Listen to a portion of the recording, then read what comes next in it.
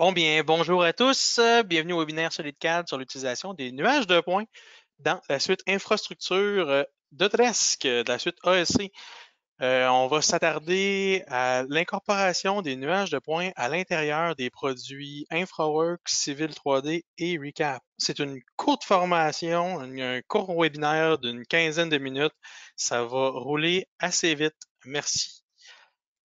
Donc, c'est parti.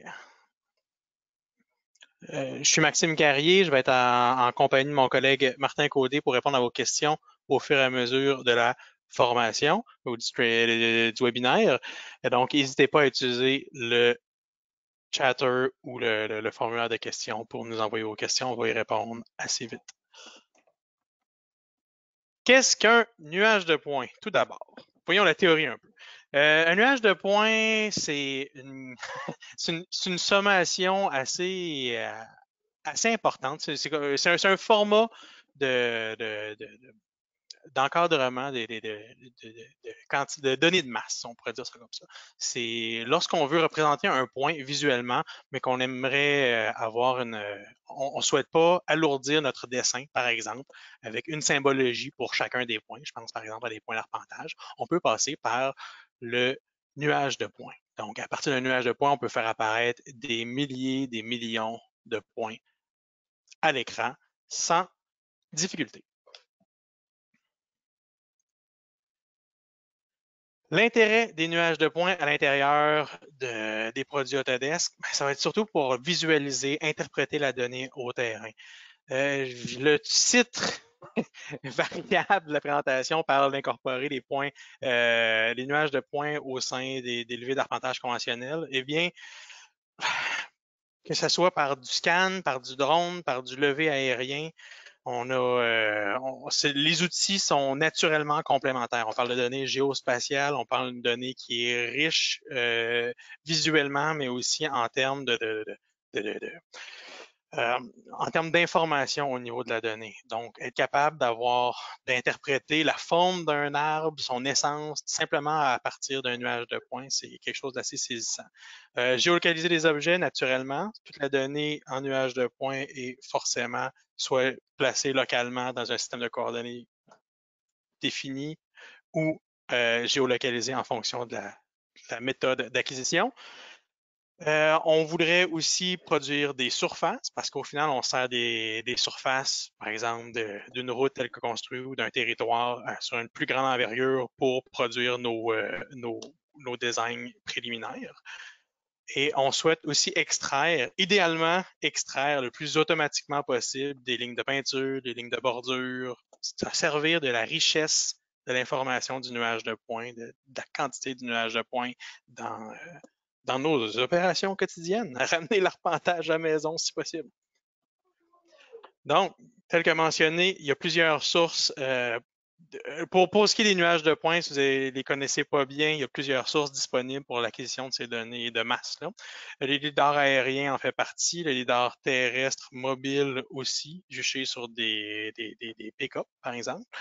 Le lidar terrestre statique est très courant sur nos chantiers, de plus en plus courant sur nos chantiers de construction. La photogrammétrie aussi, notamment la photogrammétrie par drone avec l'autocorrélation d'images, permet de produire des nuages de points vraiment saisissants avec un rendu photoréaliste et d'une grande précision assez estomacante.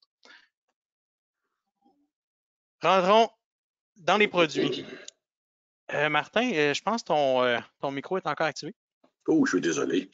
J'entends ta belle voix. La voix radiophonique. Donc, commençons par Recap au niveau des produits chez Autodesk. Recap a comme principal rôle de transformer ou d'intégrer une quantité formidable de formats de nuages de points provenant de différentes sources, différents processus de traitement de données brutes et permet de transformer en format RCP ou format RCS. Ce nouveau fichier transformé permet d'être vu dans l'ensemble des produits Autodesk. Donc, que ce soit AutoCAD avec Map 3D, que ce soit Civil 3D, InfraWorks, Inventor, Revit, pour faire Inventor pour faire du reverse engineering, Revit pour faire de la modélisation de bâtiments. Nommez-les, le nuage de points a mille et une facettes.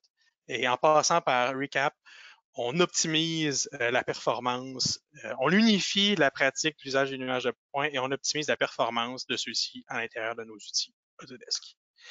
Les autres fonctions de Recap sont depuis quelques années l'importation de scans bruts, que ce soit des produits Leica, que ce soit des produits Faro. On peut lire directement, par exemple, des produits FLS provenant de chez Faro.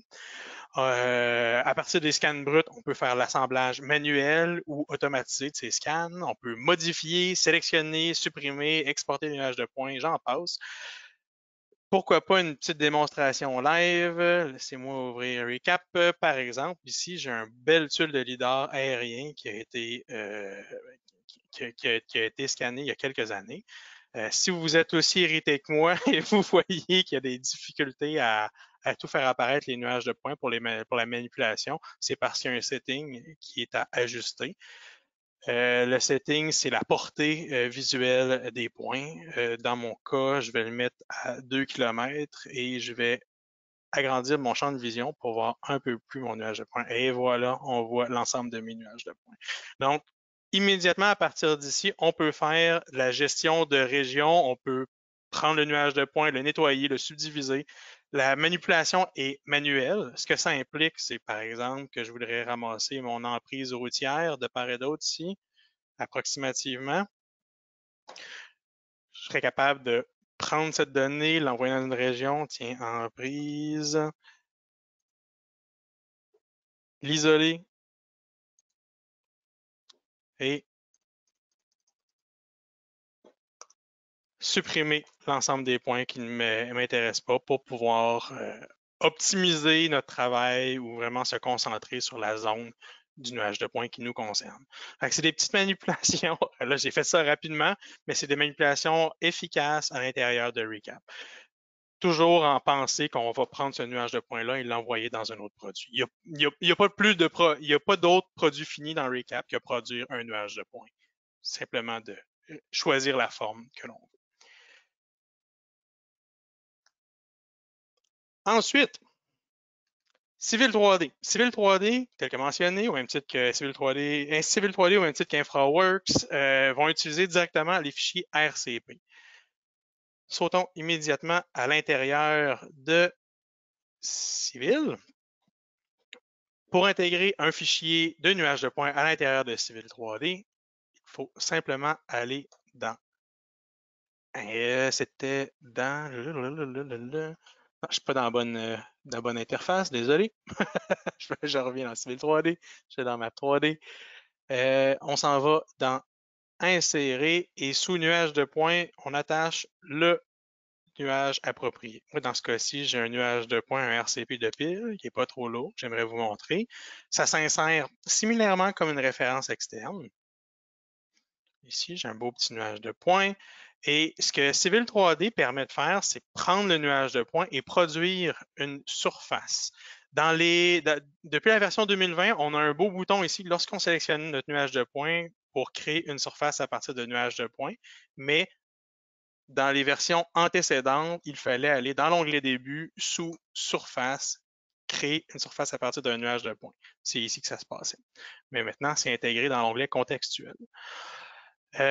Au-delà de faire une création de surface, on peut aussi faire des coupes. Par exemple, si je passais de part et d'autre de mon nuage de points ici, en 2 points, je serais capable de visualiser la coupe de mon nuage de points. Je pourrais même donner à cette tranche une épaisseur en changeant le type, parce que ça reste un objet dans Civil 3D qui peut être manipulé.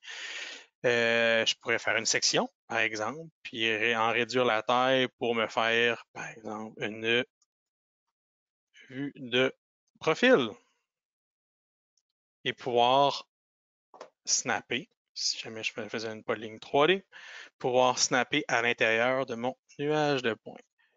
Donc, en 2 temps, 3 mouvements, on peut travailler, faire des sections dans Civil 3D à partir de notre nuage de points.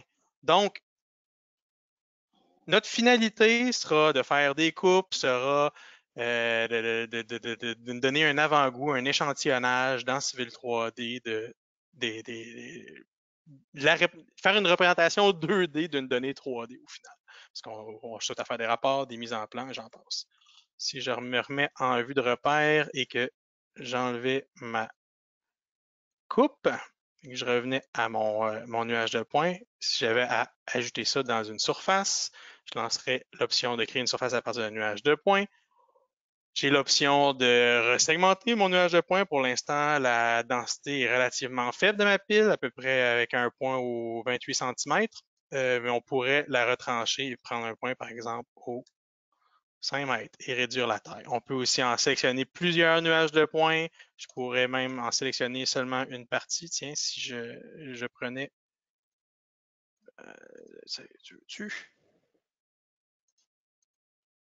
Je pourrais sélectionner simplement une partie ou une entièreté de mon nuage de points et relancer la sélection des points qu'on a besoin.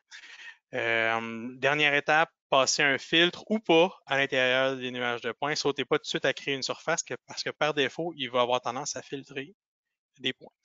Ce que ça signifie, c'est qu'il y a un algorithme qui existe au sein de Civil 3D pour nettoyer le nuage de points le plus rapidement possible. Toutefois, c'est pas hyper robuste. Pour ce faire, je vous montrerai ce que InfraWorks peut faire. Donc, je vais laisser travailler en background et je vais me lancer dans InfraWorks. Sous InfraWorks, on va pousser un peu plus loin l'utilisation de nos nuages de points. Je vais sauter immédiatement dans InfraWorks. Par exemple, j'ai un petit relevé d'arpentage, pas d'arpentage, mais un nuage de points terrestre qui a été relevé par un de mes collègues que j'ai isolé. Le nuage de points d'InfraWorks, on veut absolument partir du nuage de points et créer un terrain. Parce que c'est à partir d'un modèle 3D qu'on peut faire l'ensemble d'un fond de terrain de base qu'on peut faire notre maquette 3D.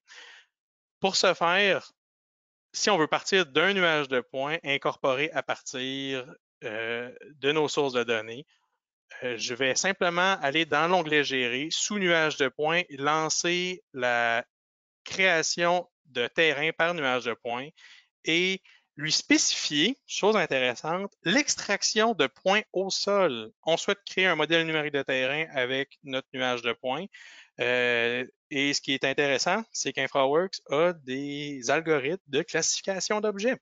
Et dépendamment de la densité, dépendamment de la source de votre donnée, si vous avez de l'arpentage terrestre qui est très dense, on peut extraire des objets verticaux, des voitures, des personnes, des arbres.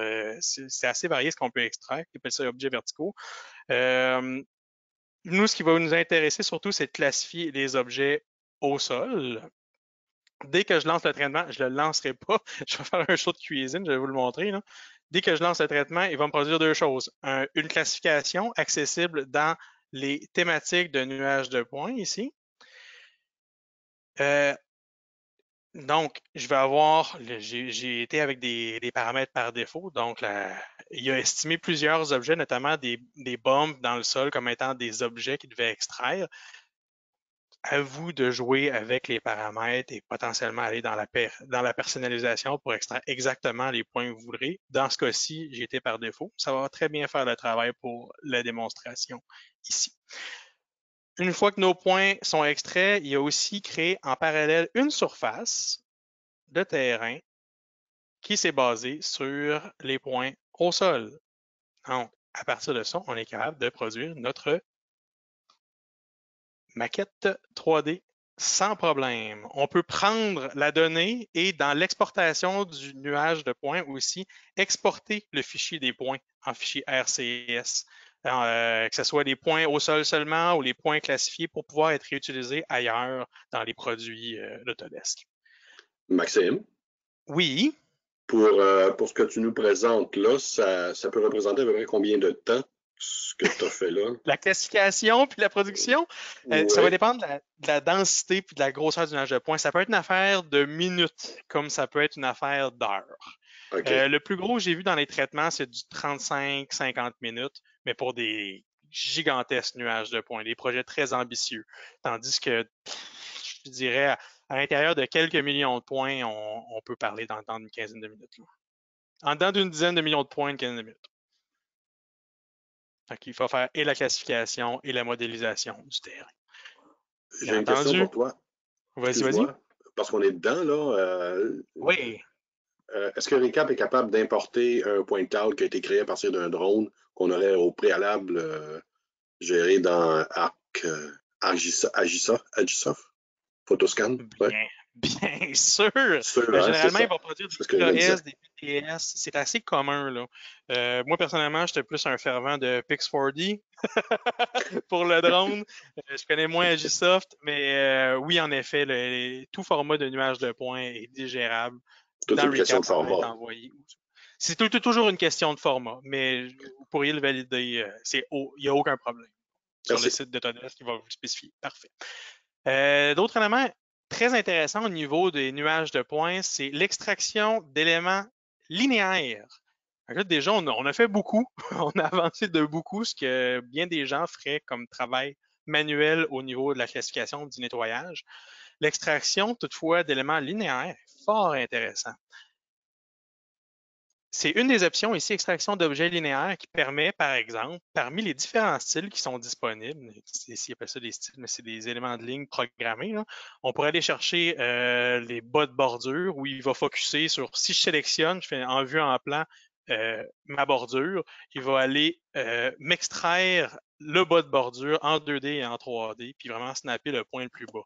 J'ai un top of curve qui va faire exactement la même opération sur le dessus des curves et si vous avez un nuage de points avec un rendu visuel, un bon rendu visuel, par exemple avec des paint strips, avec des lignes de peinture, on pourrait extraire une break line le long de la ligne de peinture. Il ferait avec son algorithme d'intelligence artificielle, il suivrait la ligne de peinture sans problème.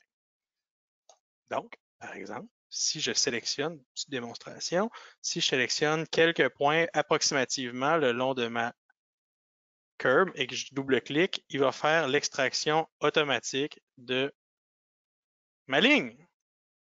Et elle devrait se placer au bas de ma curve, au bas de ma bordure, tel que demandé dans les styles manuels, tel que spécifié dans les styles manuels. C'est pas parfait. C'est vraiment pas parfait. Par exemple, lorsqu'on approche des formes courbées ici, là, par exemple, le coin d'une intersection, le coin d'un trottoir, il va avoir tendance à passer tout droit. Donc, pire des cas, vous pouvez l'éditer manuellement, cette ligne-là, et relancer une ligne le long de la courbe. Par exemple, j'en ai fait une ici, et il est reparti, lui, dans ce sens-là, pour pouvoir modéliser, extraire le bas de bordure, l'extrémité de pavage donnée.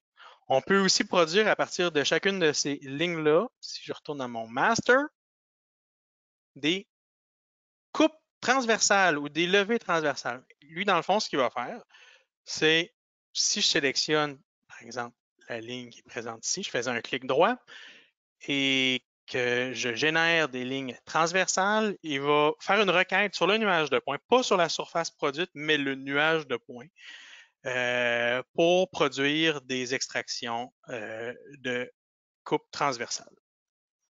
Et tous ces éléments, que ce soit les lignes extraites, que ce soit les coupes transversales extraites, sont exportables dans Civil 3D par, ben, par fichier interposé. Si on exporter un nuage de points, on est capable d'aller chercher des objets linéaires tels que précis. Les objets linéaires, ce que j'ai extrait là, initialement, c'est exportable en shapefile et convertissable. La 3D reste, même si c'est des shapefiles. Donc, ça va produire des polylignes 3D et les sommets transversaux, toute slice transversale n'est pas produit en shapefile, ce n'est pas des éléments linéaires qui vont être exportés, mais des fichiers de points de slice extraits du nuage de points. C'est vraiment intéressant. Il y a des belles applications, c'est pas parfait. Par exemple, le meilleur échantillonnage que je peux faire à partir des coupes transversales est de 15 cm. Donc, attendez-vous pas à ce que la forme 3D respecte très bien votre forme, votre forme de terrain. Il y a des petits ajustements à faire, mais avec un mélange de vos lignes de curb et vos extractions de bordure et vos coupes transversales, vous serez capable de faire un produit complémentaire assez formidable. De quoi ça a l'air une fois importé? Oui, vas-y. Une petite question rapide, est-ce qu'on peut exporter tes classifications en fichier LAS? C'est pas un fichier LAS. C'est pas un fichier LAS, c'est un fichier recap. Toutefois, à partir de recap, À roulement de partir de recap? tambour, Ouais. on est capable d'exporter le nuage de points. Donc, on irait chercher notre fichier RCP ou RCS et on peut produire un fichier PTS et E57. Il n'y a pas de fichier LAS, mais c'est les fichiers les plus ouverts pour aller vers d'autres plateformes D'autres qu'on a. plateformes? Ouais. Fait que OK. PTS, c'est un fichier ASCII avec à peu près les mêmes informations que les fichiers LAS. Fait généralement, c'est des fichiers hyper ouverts, des formats. C'est les formats les plus communs. Avec les fichiers, avec LAS, là, c'est les formats les plus communs. Peut-être que Merci. LAS serait à venir. Ça fait plaisir. Une fois dans le Civil 3D, de quoi ça a l'air nos fichiers extraits, ça va prendre deux formes avec la fonction map, avec la fonction map import, on va être capable d'importer nos shapefiles de nos lignes de courbe qui ont été extraites, de nos lignes de bordure. Et écoutez, les coupes transversales, c'est des fichiers de points X, Y, Z, donc sont importables comme n'importe quel fichier de points CSV à partir d'un fichier ASCII. Chose importante, si jamais vous ne connaissez pas les commandes transparentes, vous pourriez sans problème, sachant que ma coupe transversale commence du point 1 au point 85, je pourrais lancer, je vais desnapper, je vais enlever mes outils de snap, je pourrais lancer une commande de dessin de polyligne 3D, lancer ma commande transparente saisie numéro de points. Donc, au lieu de saisir tous les points pour tracer ma ligne, je pourrais dire, par exemple, du point 1 au point 85, trace-moi une polyligne 3D et merci, bonsoir. Vous avez quand même, on est à peu de choses près, quelques manipulations de produire une coupe 3D. Encore une fois, la communication n'est pas parfaite, mais c'est déjà beaucoup. Donc, sur ça, c'est j'ai bossé évidemment comme toutes les autres formations, comme tous les autres webinaires, mais il n'y a pas de problème. On a réussi à couvrir tout ce qu'on voulait. J'espère que c'était aussi intéressant pour vous que pour moi lorsque j'ai découvert ces fonctions. Je ne sais pas si tu avais d'autres questions, Martin, à répondre entre-temps. Non, c'est beau. C'était pas mal les questions qu'on avait. Excellent. Je vais laisser la parole à mon collègue Maxime Grimard pour clore la situation. Oui, merci Maxime. Encore une fois, une présentation très intéressante. Donc, on va se déconnecter du présent webinaire pour passer au prochain, le dernier de la journée, la collaboration entre InfoWorks et Civil 3D démystifié. C'est un autre sujet pour lequel vous avez démontré beaucoup d'intérêt dernièrement. Ce webinaire va être de 45 minutes et il va débuter à 14h30. Donc, ça nous donne, dans le fond, une petite pause de 20 minutes pour donner le temps à Maxime de se préparer et on se revoit donc à 14h30 pour le dernier webinaire de la journée. Merci.